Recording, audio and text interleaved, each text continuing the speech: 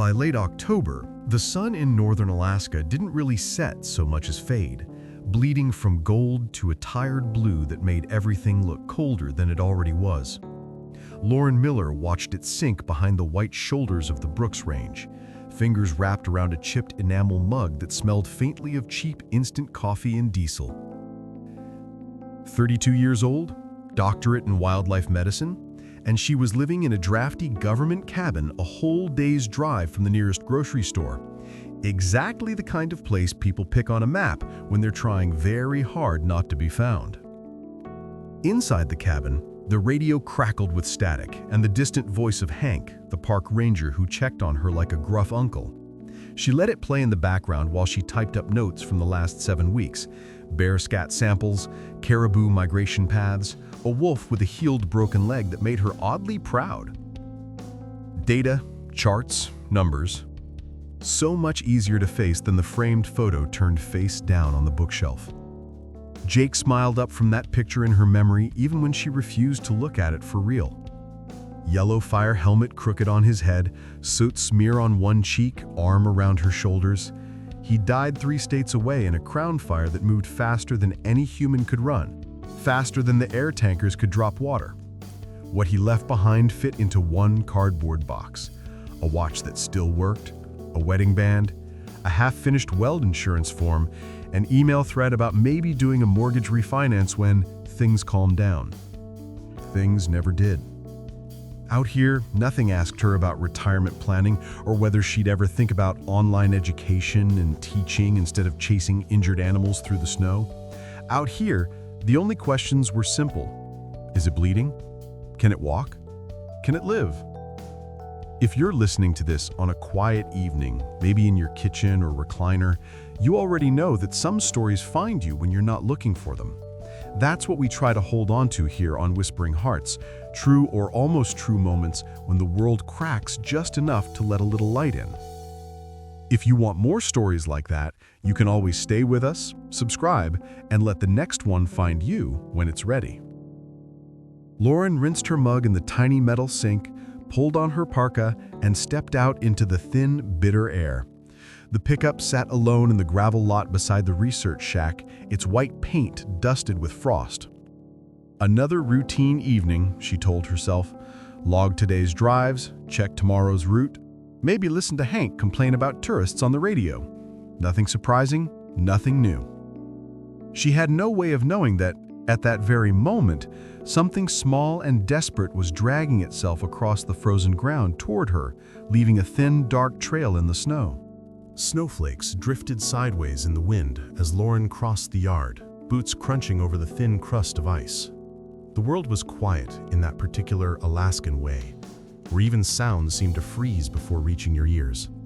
She opened the truck door, tossed her field tablet onto the seat, and was about to climb in when something faint brushed the edge of her awareness. A sound so soft, she almost mistook it for wind slipping under the fender. She paused, listened. There it was again, thin, trembling, like fabric tearing underwater. A whimper. Lauren crouched slowly, knees cracking in protest, and aimed her flashlight under the chassis. The beam cut through the shadows, caught on gravel, frost, and then she sucked in her breath. A bear cub. No bigger than a medium dog, wedged between the rear axle and the wheel well, sides heaving like each breath cost more than it gave. Its fur, a patchwork of chocolate and cream, was matted with sand and dried blood. But what froze Lauren wasn't the wounds, it was the eyes. Wide, glazed with pain, but locked on her with a pleading sharpness that made the back of her neck prickle. "Easy," she whispered, instinct softening her tone the way it always did around frightened animals. "I'm not here to hurt you." The cub didn't growl, didn't try to back away. It simply stared, trembling, paws tucked awkwardly under its chest.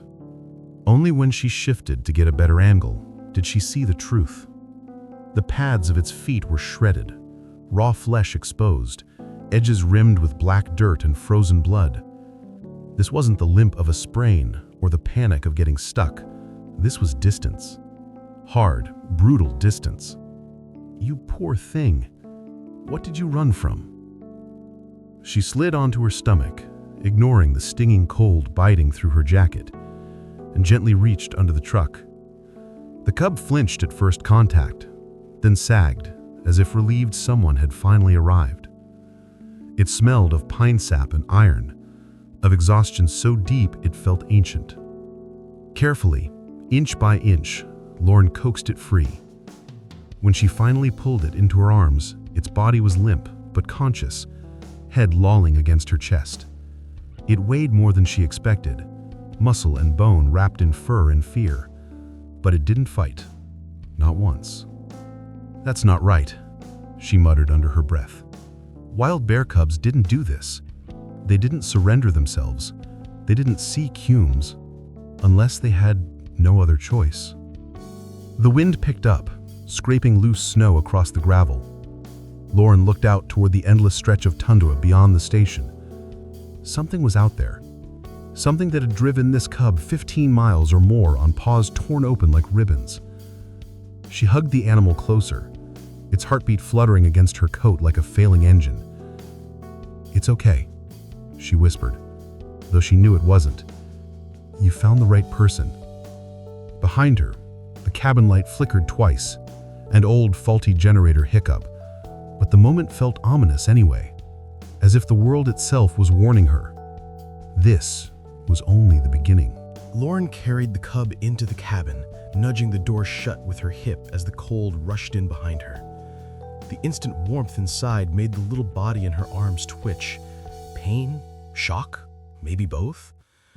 She laid it gently onto a folded wool blanket by the heater and snapped on the examination lamp. What she saw made her breath stall. Those paws. The pads weren't just cut. They were worn raw, as if the cub had run until the skin simply gave up. Dried blood clung in stiff clumps to the fur between its toes, mixed with bits of gravel and pine needles. No infection yet, but it wasn't far behind. "You shouldn't be alive," she whispered, reaching for saline and gauze. As she cleaned the wounds, the cub whimpered softly but didn't fight. Its eyes tracked her with the same unsettling focus as before, like it wasn't just scared but urgently trying to make her understand something. Every time she turned toward the north-facing window, the cub weakly lifted its head, as if pointing. When she moved toward the opposite side of the room, it went limp again, staring at her with a painful kind of hope. "Why north?" she asked it softly, though she didn't expect an answer. Once the bleeding slowed, Lauren stepped outside to check the truck again, trying to make sense of how the cub had ended up underneath. But her flashlight beam cut something else entirely. A trail. It started just beyond the gravel lot, a thin, staggered line in the fresh powder, small prints, uneven and dragging. Here and there, dark patches where blood had melted into the snow and refrozen. No infection yet, but it wasn't far behind. She crouched, touching one of the prints. The blood was old, dried, almost black. Snow around it had crusted, meaning the cub had been running for hours before reaching her. She pulled out her GPS, eyeballing the direction, then mapped it to terrain she knew like the back of her hand. The route pointed toward a remote stretch of ridges and abandoned service roads, nearly 15 miles away. The realization hit her stomach like a stone. No cub this young survives that alone, unless it was looking for someone. A gust of wind cut through her coat, carrying the first flakes of an incoming storm. The sky to the north had thickened, heavy and bruised. Bad weather was rolling in fast, too fast. Her radio crackled. "Lauren, you hold up for the night?" Hank's voice, steady but edged with concern. "Storm shifting course, looks like a nasty one." She swallowed. "Copy that. I'm heading inside." "Good. And stay inside. I mean it." The radio clicked off. She hesitated, staring toward the invisible miles of darkness beyond the tree line. Back inside, the cub had pushed itself upright, trembling fiercely from the effort. When Lauren stepped in, its gaze locked onto her with a sudden sharp urgency. It tried to stand. Its ruined paws buckled. It fell sideways with a tiny cry, but kept staring toward the north-facing door. "No," she murmured, and her voice cracked. "Sweetheart, you can barely breathe." The cub answered with a sound she'd never heard from a bear that young.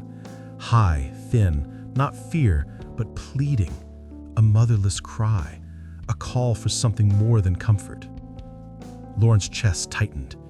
She remembered holding Jake's radio at the night he died.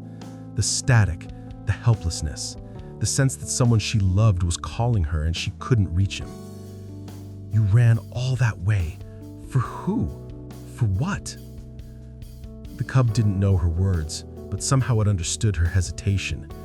It nudged forward again, dragging its body across the blanket an inch at a time, leaving faint smears of diluted blood.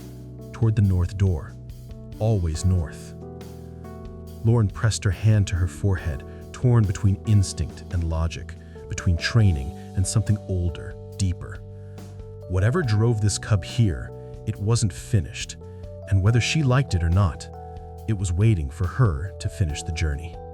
3 days before the cub dragged itself under her truck, the world had been quieter, though Lauren hadn't felt quiet inside in a long time.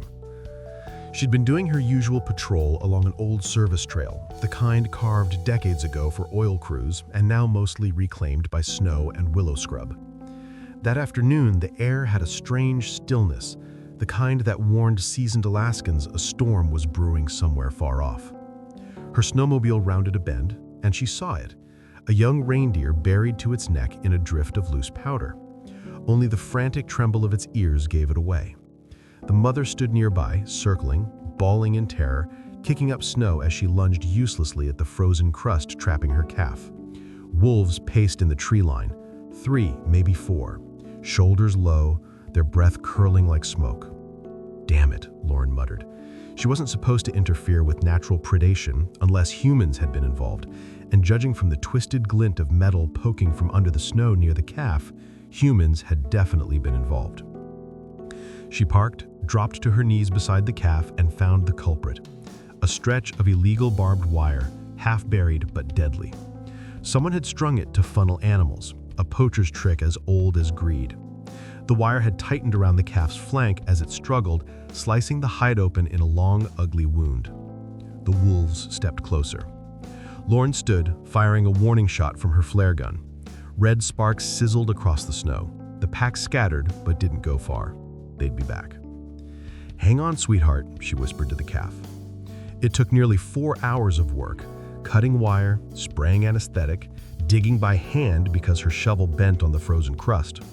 The mother reindeer circled them, sometimes close enough that Lauren felt the hot breath against her coat. More than once, she thought those antlers would spear her clean through.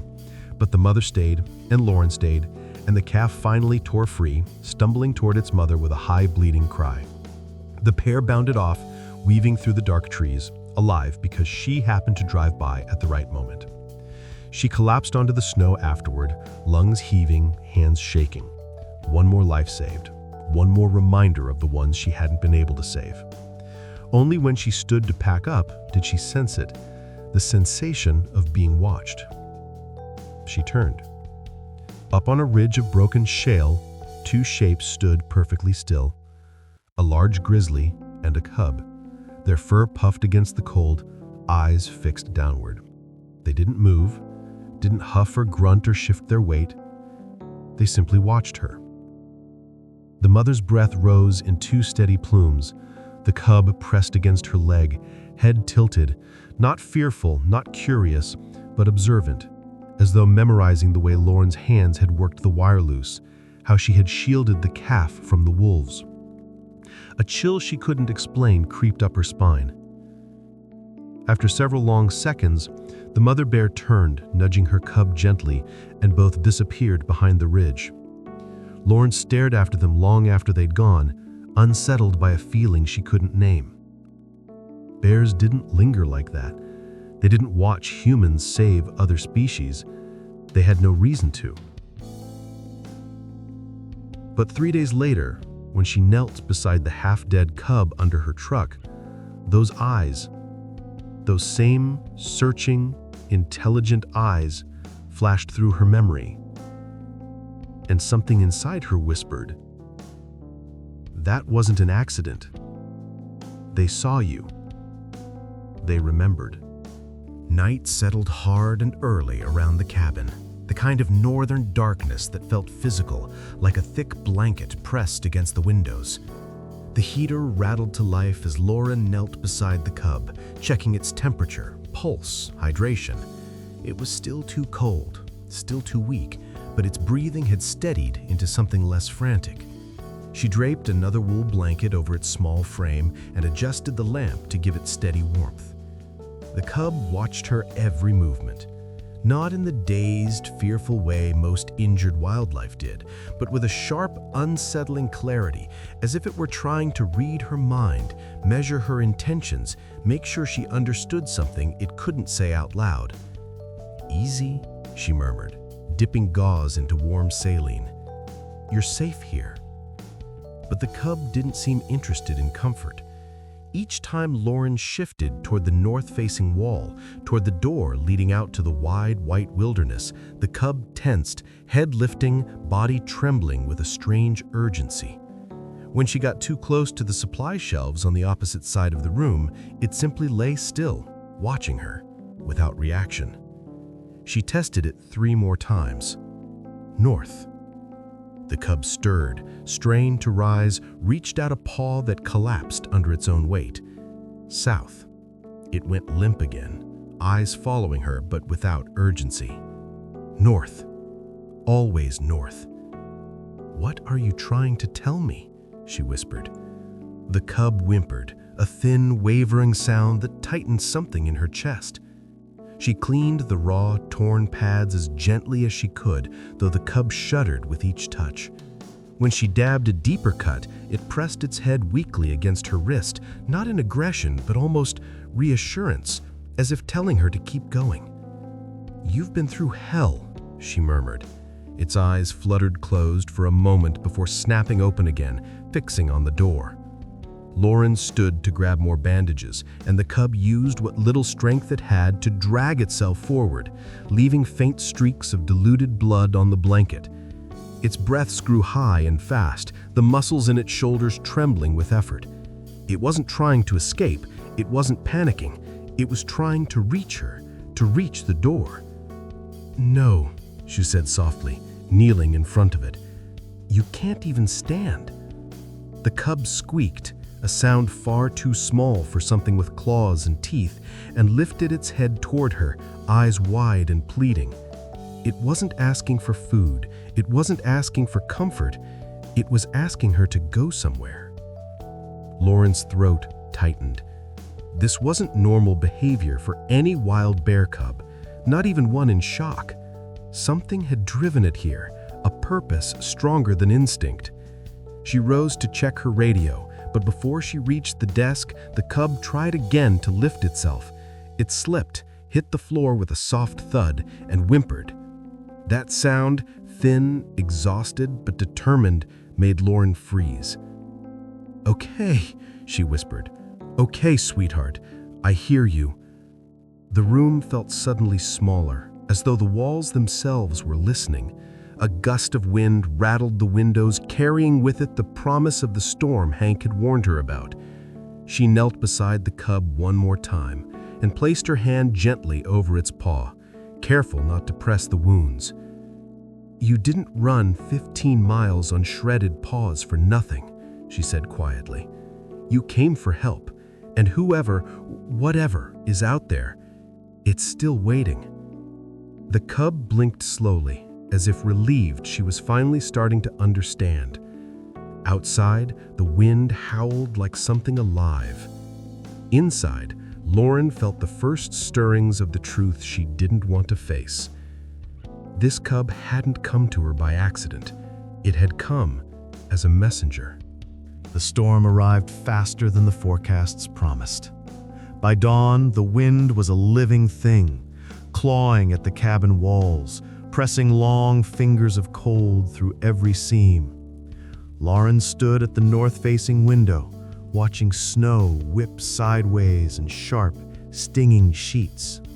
Visibility was already collapsing, and it would only get worse.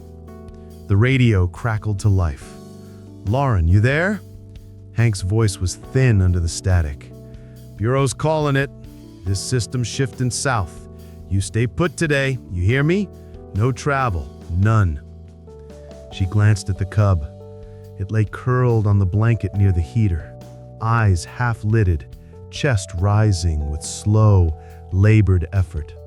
But the moment she stepped away from the window, it lifted its head and stared at her, sharp, urgent, insistent. When she moved closer to the door, the cub tried to stand, its legs folded beneath it like wet paper.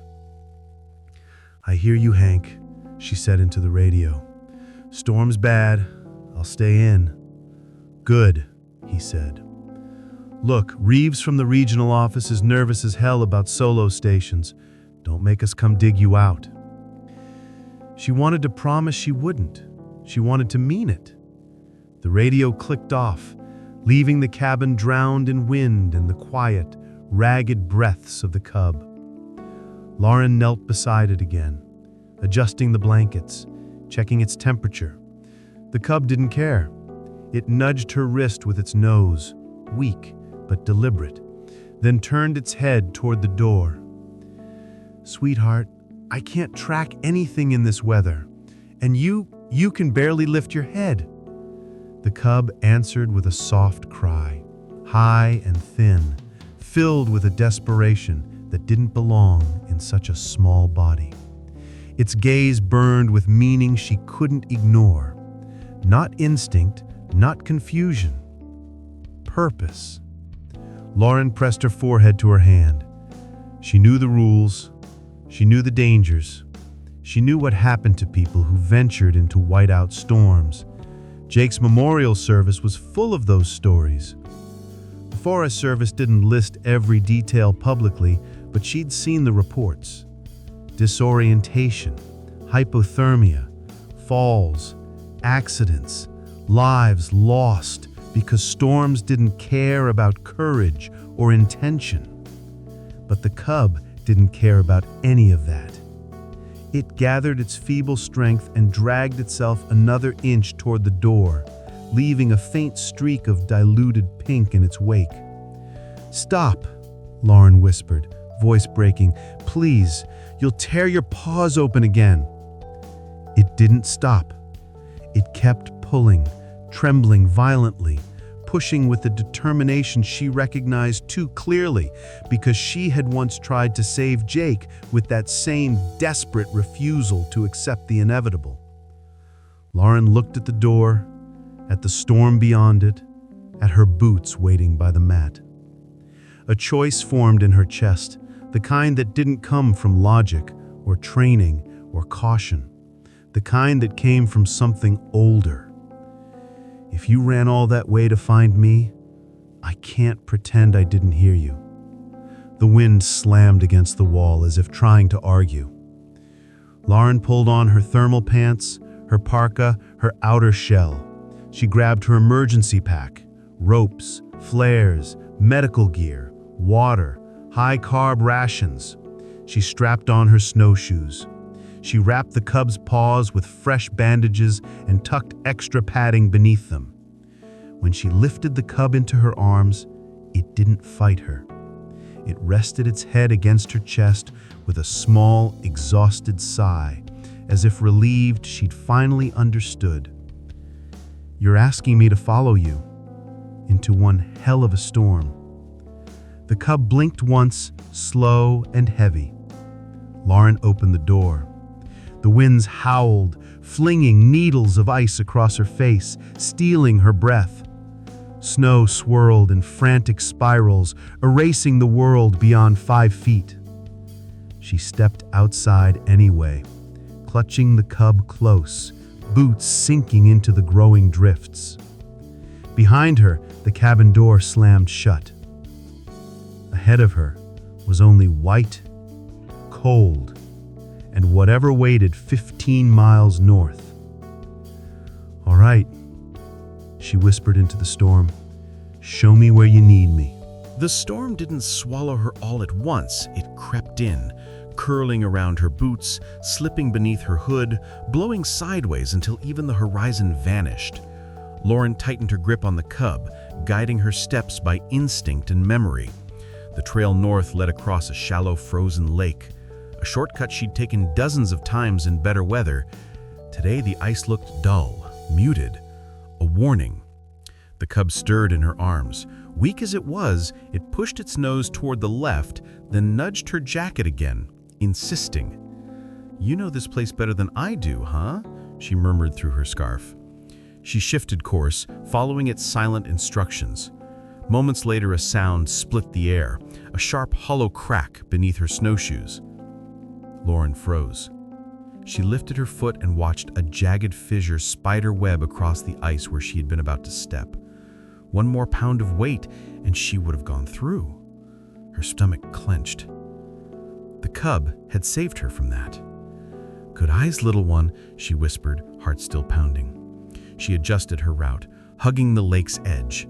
The wind cut sideways, blowing stinging curtains of snow across her vision. Each step felt heavier than the last.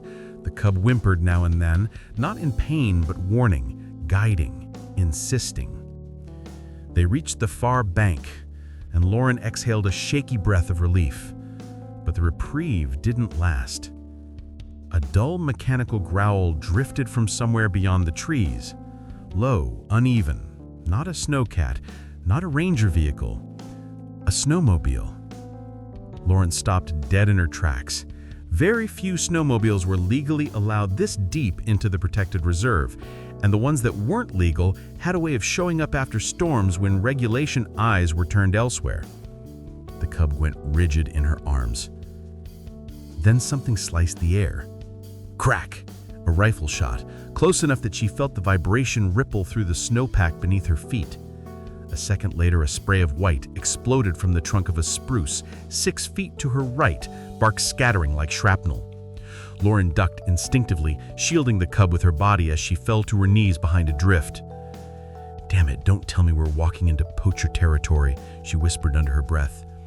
The snowmobile groaned louder, engine struggling against drifts. Someone cursed, too distant to understand, but close enough to know they weren't alone in the storm. Lauren peeked over the drift. A silhouette moved between the trees. Thick coat, full face mask, rifle slung low. He swept his beam across the forest, searching. She pressed herself lower. This was all wrong. Poachers didn't just shoot randomly, not unless they were spooked or chasing something wounded or trying to scare a desperate animal out of hiding. Her stomach tightened as a realization took shape. The cub hadn't just run from nature. It had run from men. The snowmobile revved, turning in the opposite direction. The rifleman followed, boots dragging through the drifts. Within moments, they were swallowed by the storm. Lauren didn't move until the last growl of the engine dissolved into wind. Only then did she lift her head and whisper, "You weren't just looking for help. You were running for your life." The cub's ears flattened. It pressed its face into her coat, trembling not from cold, but recognition. She stood slowly, adjusting her pack, checking her bearings. The storm howled around them, but she felt the path more clearly now, not by GPS, not by instinct, by the way the cub strained toward the darkness ahead, toward the ridges where danger lived, where something waited that she hadn't yet seen. Lauren brushed snow from her lashes and whispered, "All right, lead on, little one." She took her next step into the storm. It felt like stepping deeper into someone else's story, one she hadn't agreed to, but one she could no longer turn away from. The storm thinned as Lauren pushed farther north, the wind easing just enough for the world to take shape again. Shapes first, dark pillars rising out of the white, then details. Charred bark, splintered trunks, a whole stand of blackened spruce frozen in the poses of trees that had died standing. She slowed, breath catching in her throat. A burn scar. She hadn't expected to hit one here, not this far north, not this fresh. The cub stirred in her arms, lifting its head despite the pain. It sniffed the air, then whimpered, a soft, fearful sound that seemed out of place in the vast silence. "It's all right," Lauren whispered, even though it wasn't. The sight of the burned forest punched straight into her chest, dredging up a memory she tried hard to keep buried. The smell of smoke in August, the frantic radio chatter, the hollow sound her knees made when she dropped to the floor after hearing Jake's name. She blinked fast, forcing the memory back down into the place she'd kept it for 2 years. "Not now. Not here." The cub nudged her chin with its nose, a trembling, gentle push, as if sensing the shift in her heartbeat. Bears didn't do that. Not normally. But this cub wasn't behaving like anything in her textbooks. She stepped carefully over a fallen trunk, its top half charred to ash. Snow gathered in ridges across the black ground, trying to hide the damage, but the truth still showed through. This fire had been recent, maybe a few months old. Lightning strike? Campfire? Poacher signal fire? Hard to tell. The cub squirmed, insisting she put it down. Lauren hesitated, then crouched and set it gently onto the softest patch of snow she could find. It collapsed at first, then managed to lift itself onto trembling legs. It walked forward, barely, slow, but deliberate. "Hey, no, your paws!" She reached for it, but the cub cried sharply, the kind of cry that stopped her hand mid-air. It wasn't running randomly. It was retracing something. The cub limped toward one of the burned stumps and pressed its nose against the base. It lingered there, breathing hard, tiny sides heaving. Then it turned to look at Lauren. Not just look, it urged. She knelt beside it, brushing aside a crust of snow from the stump's base. Underneath, she found something she didn't expect. Deep claw marks carved through the burnt wood, fresh enough that flakes still curled outward from the grain. A struggle, a panic. The cub let out a low, anguished cry. Lauren's throat tightened. Something happened here. The cub didn't look away. Its gaze was too knowing, too focused, as if begging her to see past the surface, past the burn, past the simple explanation. The forest was silent, except for the wind whispering through the dead branches. Lauren swallowed. "Your mother. She was here." The cub blinked slowly. Confirmation, or hope, or both. The wind shifted again, carrying a faint scent, metallic and wrong. Lauren stood, scanning the burned grove, and her stomach turned. On a fallen log 10 yards away, half buried under a skiff of snow, she saw a smear of dried blood, not old enough to be from the fire, not animal in shape. It had the shape of something dragged, and next to it, clear as a signature, a boot print. Fresh, large, human. Suddenly, the rifle shot from earlier felt less like a coincidence and more like a trail converging. "Someone chased her," Lauren whispered. The cub whimpered again, leaning heavily against her boot. Her pulse kicked into a faster rhythm. The storm had eased enough now that she could see the ridges beyond the burn scar. Somewhere ahead, maybe miles, maybe less.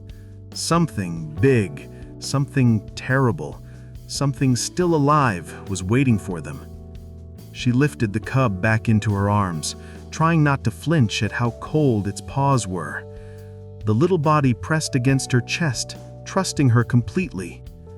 When Lauren turned north again, the cub didn't resist. It simply rested its head against her collar and closed its eyes, as if saving its strength, as if knowing the hardest part was still ahead. Lauren tightened her grip, adjusted her pack, and whispered into the rising wind, "Don't worry, I'm not turning back now." And for the first time since Jake's death, she felt something unfamiliar rising in her. Purpose.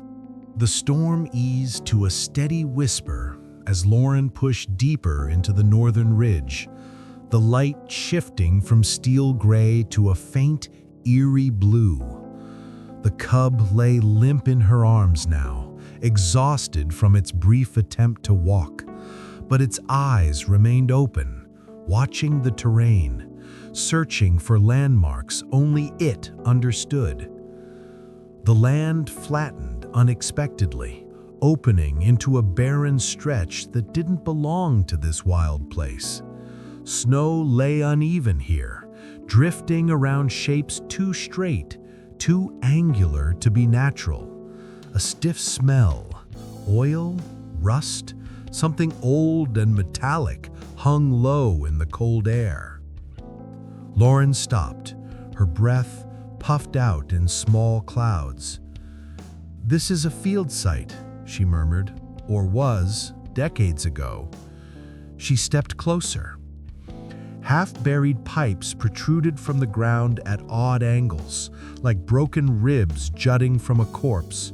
A collapsed steel platform lay twisted to one side, and scattered across the snow were rusted barrels, some split open, their contents long frozen into black, glassy puddles. An abandoned oil drilling station, a forgotten one. The cub stirred, its head lifted, and for the first time since leaving the cabin, it made a sound that shot straight through Lauren, a sharp, strained cry, not of fear, but recognition, urgency. "All right," she whispered, heart thudding, "show me." She set the cub gently on the snow. It wobbled, nearly fell, but managed 2 trembling steps forward before collapsing again. It clawed weakly at the ground, dragging itself toward a rise of snow near the center of the open area. Lauren hurried to scoop it back up before it injured itself further, but the cub thrashed in her arms, weakly but insistently, not panic, direction. Okay, she breathed, shifting course toward the drift. The closer she came, the stranger the ground felt beneath her boots, hollow in some places, dangerously soft in others. The cub whimpered louder now, too close to panic. Then Lauren heard it, not the wind, not the distant groan of ice, a sound rising from below her feet, a low, muffled rumble, followed by a broken, ragged moan. She froze. The cub answered that moan with a cry so desperate, so piercing, that Lauren felt it in her bones. "Oh God," she whispered, dropping to her knees. She brushed snow away from the drift, cold stinging her fingertips as she dug with frantic urgency. A patch of dark metal emerged, a rusted grate bent inward at the center. She pushed harder, clearing more snow, and what she uncovered made her breath seize. A hole, a vertical shaft, 6, maybe 7 meters deep. Lauren leaned over the edge and shined her flashlight down into the darkness. Her heart stopped. At the bottom, wedged in a narrowing throat of metal and stone, lay a massive grizzly, fur matted with snow and oil, one foreleg twisted painfully in a collapsed support beam. Its sides rose and fell with exhausted effort, and when the beam of light struck its face, the bear lifted its head just enough for Lauren to see its eyes. Golden, wide, recognizing her. It was the mother bear from the ridge, the one who had watched her save the reindeer calf, the one who had seen her kindness and measured it, understood it, remembered it. "Oh, sweetheart," Lauren whispered. The cub answered with a thin, breaking wail, clawing helplessly toward the edge of the hole. Lauren pulled it back before it toppled in, her own pulse hammering with fear. There were no rangers nearby, no equipment, no rescue crews, just her. Just ropes, just the pounding echo of her own heartbeat. The mother bear let out another moan, a sound of pain and fading strength, and Lauren's decision crystallized. She wasn't turning back. Not now. Not when this cub had run 15 miles across brutal terrain, bleeding and half dead, just to bring her here. Lauren swallowed hard, tasting metal and fear. "Hang on," she said softly, voice trembling, as she unpacked her gear. "Your baby found me, and I'm not leaving either of you behind." The wind swept across the ruins, lifting snow into ghostly spirals around her. The cub pressed against her hip. The mother bear groaned in the darkness below. And Lauren began preparing for the most dangerous rescue of her life. Lauren steadied herself on the edge of the collapsed shaft, the wind ruffling her hood as she peered again into the darkness. The mother bear's breaths came in ragged, uneven pulls, each one sounding thinner than the last. The cub pressed its head against Lauren's thigh, trembling as if it knew time was running out. She forced her hands to stop shaking long enough to unclip her rope bundle. "Easy," she whispered, mostly to herself. "This is just like the canyon rescue in Wyoming, except bigger and alive and watching you." The metal around the shaft was so corroded she could peel flakes off with her gloves. Every instinct screamed that the structure might give at any moment. But the bear below let out another desperate sound, half growl, half plea, and Lauren felt something inside her settle. Fear wasn't the point, action was. She anchored her rope to the most reliable structure she could find, two thick steel braces half buried in permafrost, part of what remained of the old drilling support. She tested the line 3 times, leaning back with her full weight until the rope thrummed like a plucked wire. The cub watched intently, as if memorizing each step. "I know," she murmured, brushing its head. "You've been brave this long. Stay brave a little more." The cub made a soft clicking sound, a comfort sound, a trust sound.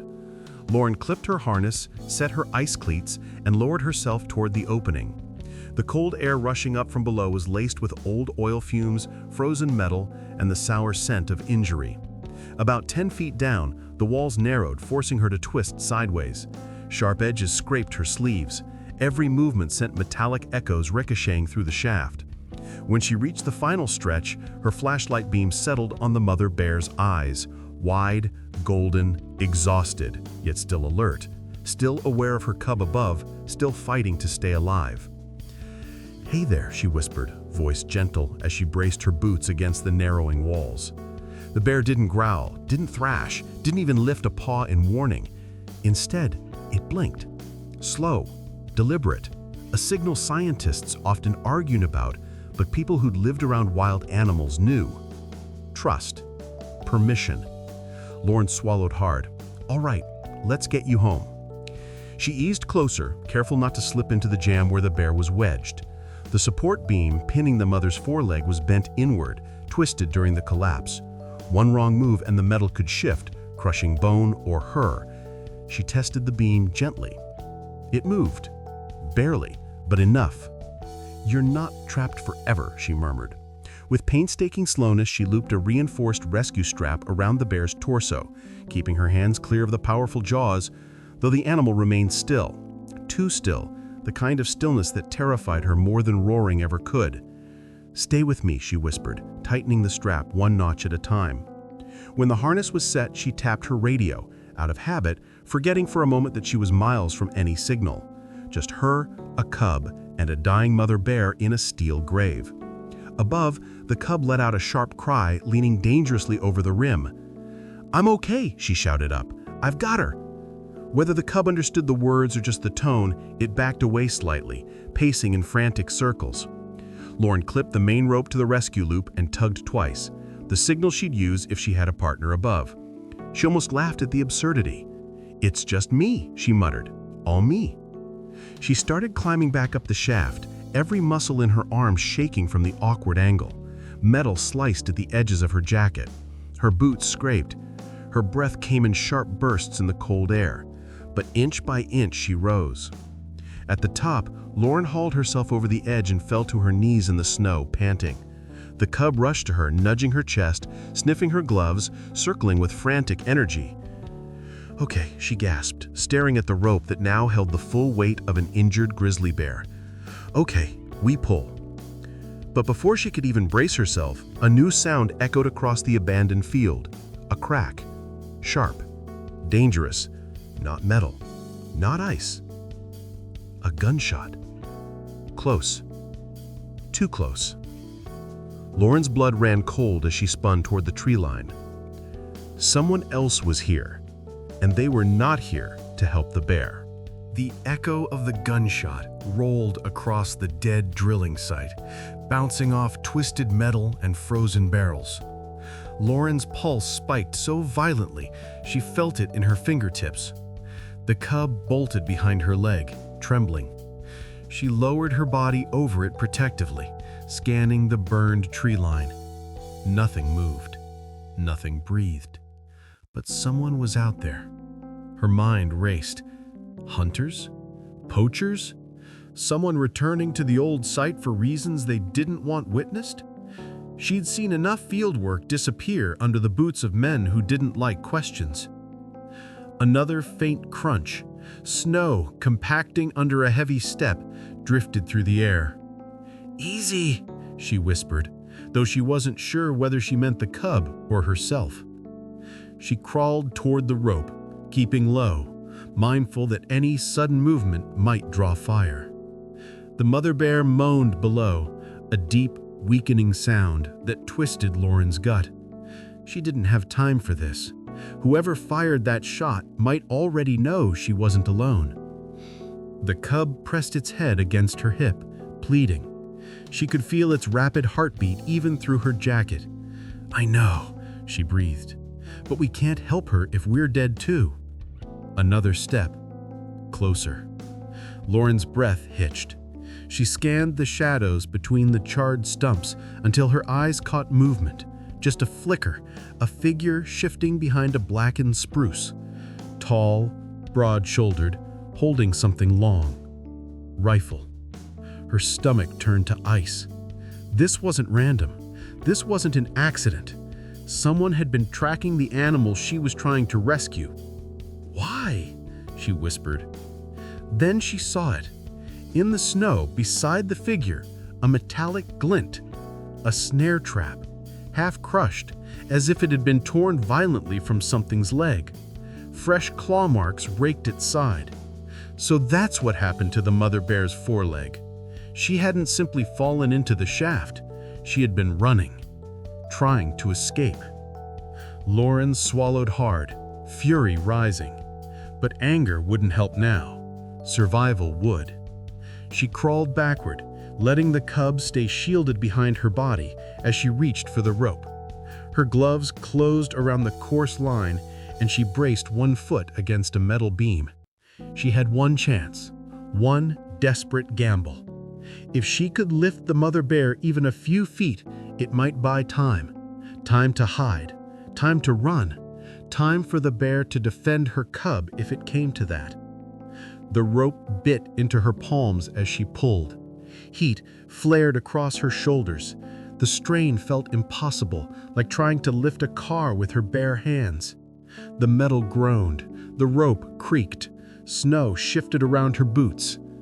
But the rope moved. An inch. Then another. The cub cried out, high and hopeful. Then a voice cut through the air. "That's far enough." Lauren froze. A man stepped from behind the charred trees, rifle lowered but ready. His parka was ragged, his beard matted with frost, eyes cold with the look of someone who lived too long outside the law. There was no panic in him, no surprise. He had been expecting this moment. "You don't want to interfere," he said, stepping closer. "That bear's worth more than you can imagine." Lauren's voice came out rough. "She's injured. She has a cub." "Not my problem." He nodded toward the shaft. "I finish what I started." The cub whimpered behind her, and something deep in Lauren, something primal, snapped loose. "You shoot her," she said quietly, "and you'll have to go through me." The man smirked, raising the rifle halfway. "Lady, I don't shoot people unless I have to." Lauren shifted her stance, subtle but firm. "Then today's your lucky day." The wind howled across the ruins, filling the silence between them. Snow loosened from the old derrick and spiraled down like ash. The cub pressed itself against her leg, trembling, but refusing to run. The man lifted the rifle fully. The rope strained under the dead weight of the mother bear, and Lauren stood unmoving, breath steady, heart wild, ready to protect a creature that had done nothing but trust her.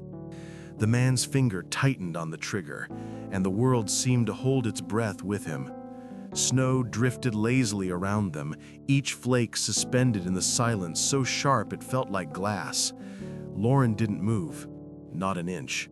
Not with the cub pressed against her leg, not with the rope digging into her palm, not with the rifle aimed squarely at her chest. "You don't want to do this," she said, steady but low. "Walk away." The man snorted. "Lady, you think this is about pride?" He nodded toward the shaft. "That bear is worth my winter, maybe two. That cub, even more." Lauren's jaw tightened.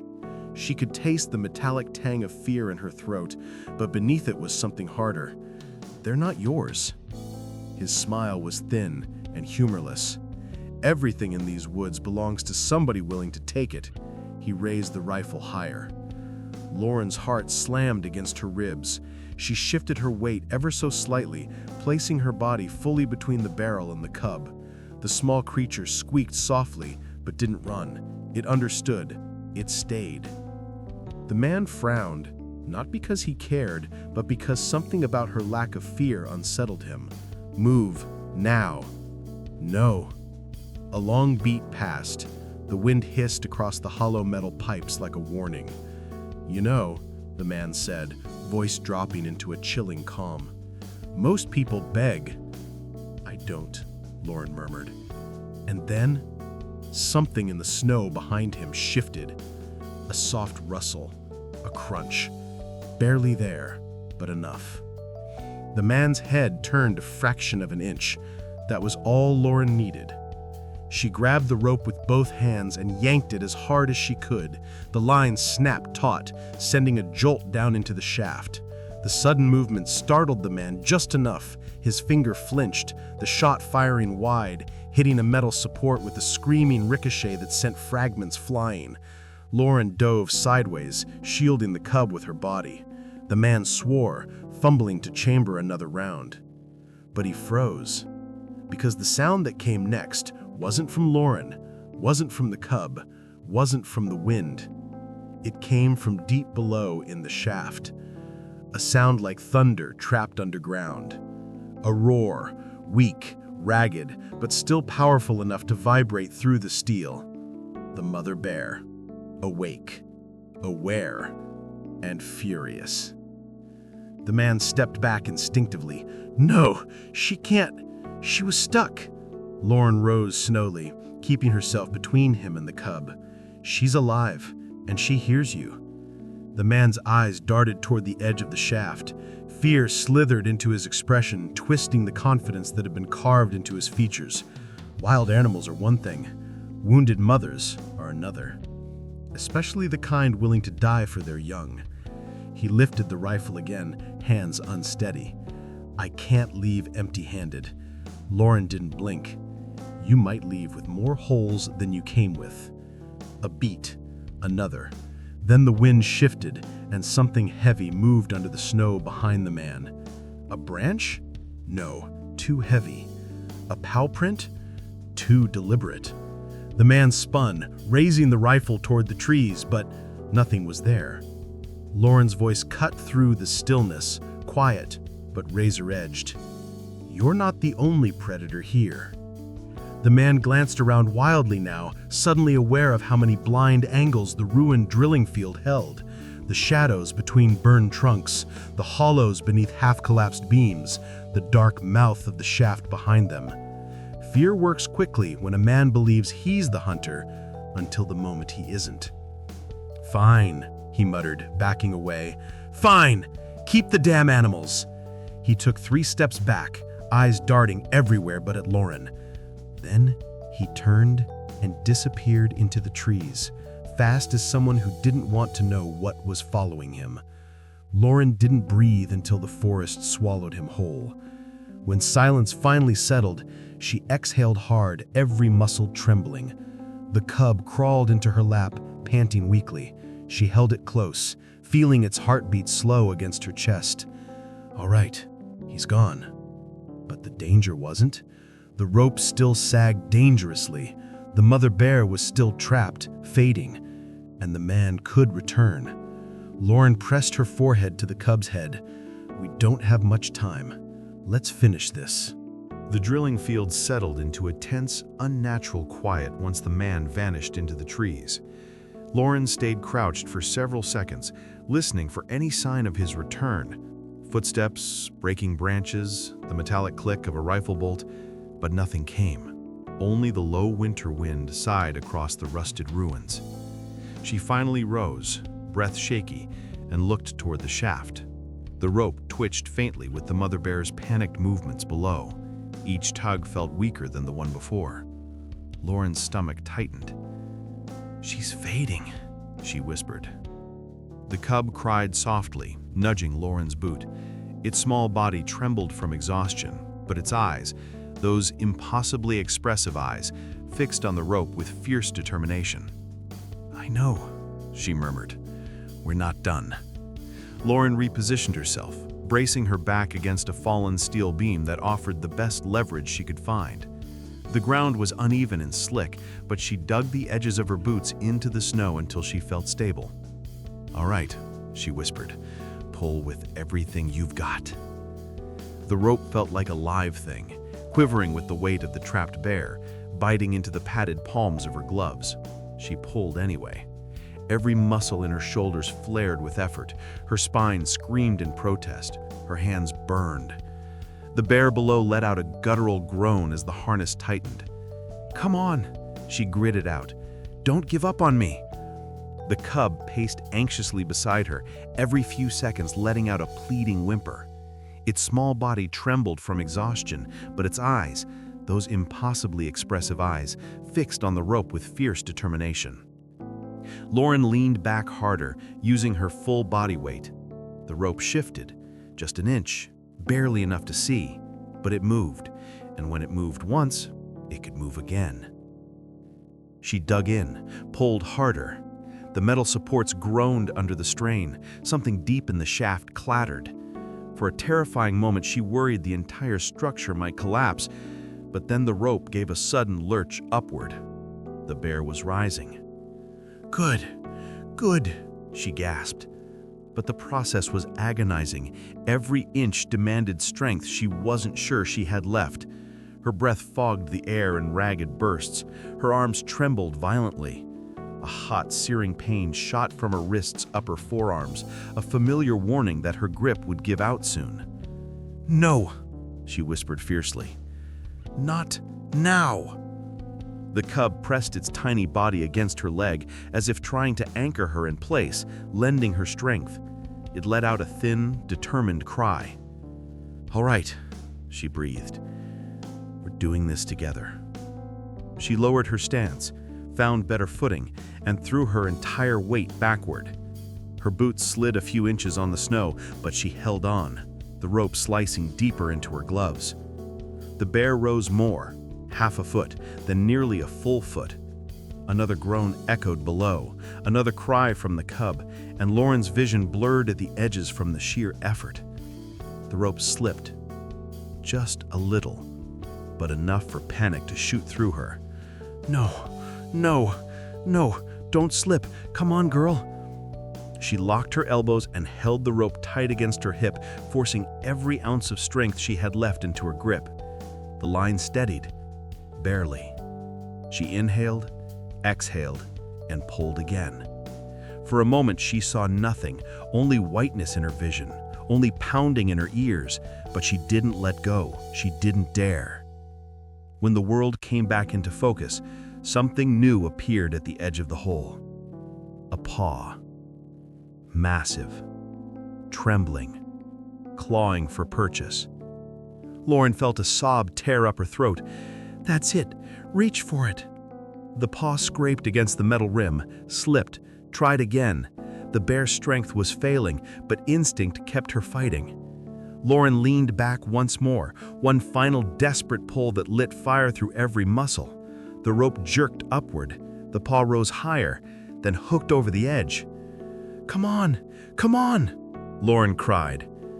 The mother bear heaved her shoulders upward, muscles trembling violently. For one breathless moment, her body hovered between survival and collapse. And then, her second paw locked onto the rim. Her claws dug into the frozen metal. Her massive frame lunged upward with a surge of life that shouldn't have been possible. The mother bear crashed onto the snowy ground, panting, her huge body quivering from the shock of freedom. Lauren collapsed to her knees, gasping, her hands numb and shaking. The cub sprinted past her with a broken little cry and threw itself against her mother's chest. The reunion was silent for a moment, silent in a way that made Lauren swallow hard, her vision blurring again. The bear lowered her head, pressing her muzzle gently against her cub, breathing him in, confirming he was real. Lauren exhaled shakily, overwhelmed. But relief didn't last long, because the mother bear lifted her head, ears pinned back, nostrils flaring. She wasn't celebrating. She was warning. The man hadn't left after all. He was circling back. And he wasn't alone this time. The mother bear's warning growl rolled low across the snow, vibrating through the metal bones of the abandoned drilling field. Lauren stiffened. She didn't need translation. Every hair on the back of her neck stood up in perfect agreement. Something was wrong. Very wrong. The cub pressed tightly against its mother's chest, tiny claws digging into her fur. The mother shifted, favoring her injured leg, but still rose, towering despite her weakness. Her ears angled sharply toward the trees beyond the burned stumps. Lauren followed her gaze. The forest was still. Too still. The kind of stillness that hides teeth.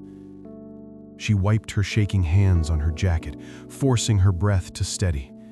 "It's okay," she whispered to the bears, though she didn't believe it. "Stay close." A crunch echoed from the tree line. Not one set of steps, two.